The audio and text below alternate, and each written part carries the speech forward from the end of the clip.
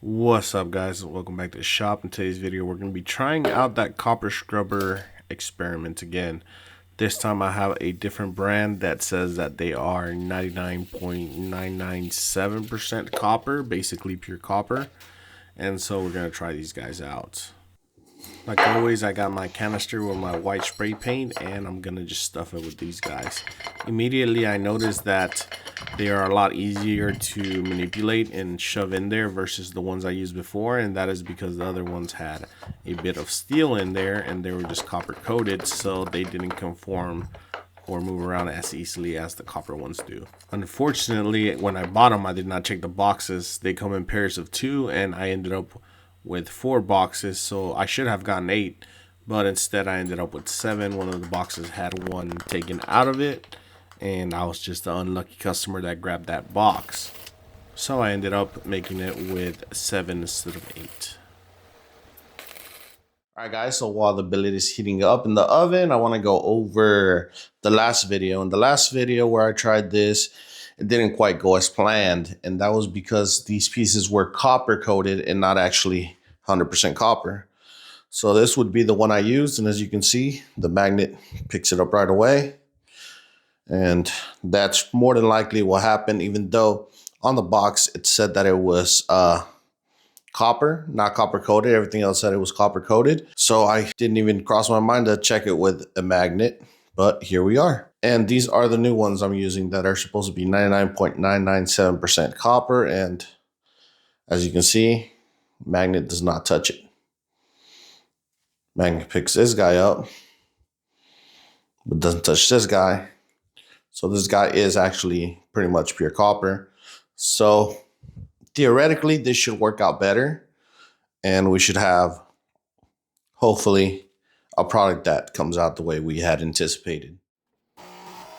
As always, I do my first press from top to bottom. One of the things I don't take into consideration, which I will try to make a mental note for future projects, is that on these billets that are made with these very light and airy materials, it's really easy to overpress it, and I need to keep that in mind on my initial press. And because I overpress it, I end up making that center ridge, and that ridge effectively causes the material to break in half on the inside. So I think if I press it lighter and then go to pressing the sides, I should be able to mitigate that. Nonetheless, it's always going to be pretty crumbly material because the majority of it is steel powder versus it being another harder material or a more solid material. So taking that extra step will mitigate it, possibly, but it won't get rid of all the cracking. The cracking is going to happen regardless of what I do, unless I end up forging it all within a container and having it weld to the container. That could possibly fix that.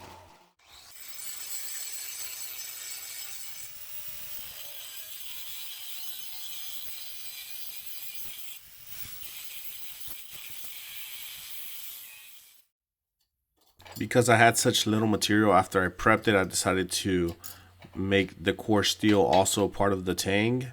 That way all I have to do is squish it instead of having to also draw out a tang for it.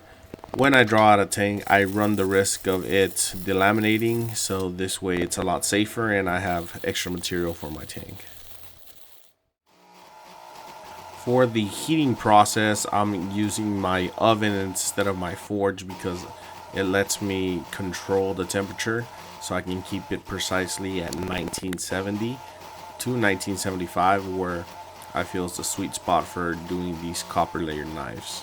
Any hotter and it runs the risk of melting and just spewing out whenever you squeeze it, and any colder and it might not stick at all.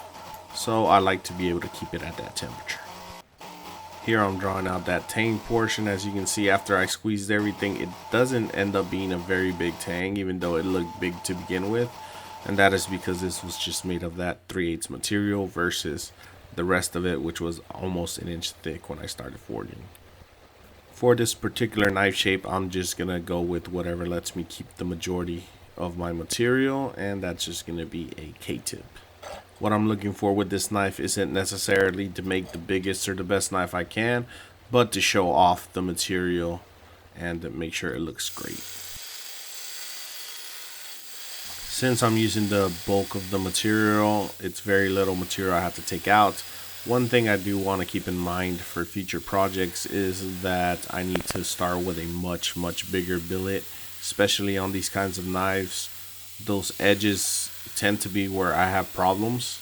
And to have a knife that I like size wise, I think it's better to make sure I have plenty of canvas to work with so I can cut off any parts that I feel aren't good enough to be able to stay in the knife.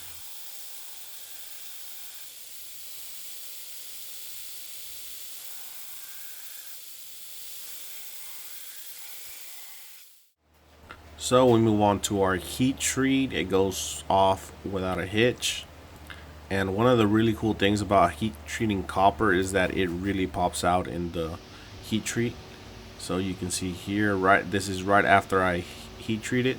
Right out of the quench, the colors look very vibrant and really pop out, especially against the blacks on the knife.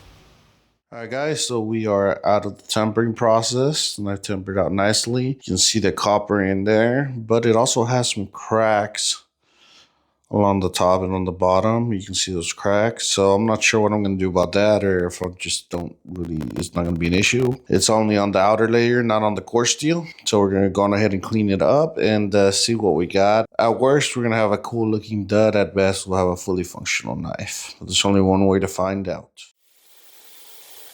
Fortunately, this knife came out very straight out of the quench, so I didn't really have to do any kind of straightening. Unfortunately, it also came out with a lot of waviness to the core, and that's my fault. I should have had a thicker core, but I didn't have anything on hand. So instead of forging something out specifically for this, I just used what I had on hand. I used to order 1/4 inch material, but I haven't been able to get my hands on it. And this material was 3/16. I think earlier in the video I said it was 3/8. It wasn't 3/8. It was 3/16. And so because of that, I ended up grinding in my initial bevel to make sure that I can get it as straight as possible, and then started removing material off the sides to make the knife even, make sure everything stays as centered as I possibly can. Alright guys, so we run into a bit of an issue, and that is copper crossover. I'm having it crossover on this side. Sorry for the glare, but I have it crossover this side. And I've been working it back and touching it up, but no matter what I do, it still keeps crossing over. So I'm gonna have to reduce the size of the knife to be able to make sure that we have a functioning knife without the copper crossover on it. So we're gonna have to essentially bring this, get rid of all of this, turn that into part of the tang, and we're gonna have a slightly smaller knife. I do have a little spot right here as well, but it doesn't cross over. It just gets like dangerously close, but it doesn't cross over, so it's not a big deal. But here it definitely, we cannot work with that. So we're gonna have to make a smaller knife, unfortunately. It really hurts me when I have to cut off this much material on the knife and reduce the size. So I try to minimize wherever I have to actually remove a big chunk of material, especially on knives like this where I have very limited material. I think the store where I bought the sponges only had 4 packages. That's why I only bought 4 packages. But I will keep that in mind for the future, and I will probably try to locate more for a future project I have in mind. All right, guys, so we're done with our hand sanding. You see the pattern starting to pop up in there. It's looking pretty nice. So we're gonna start up on our handle. I have this piece of spotted maple and this piece of curly maple, and they're both dyed, one red, one black. We're gonna be matching them together for the handle on this knife. Let's go on ahead and get started. On a quick note, I had somebody comment on the other video where I tried this out, but with the other material.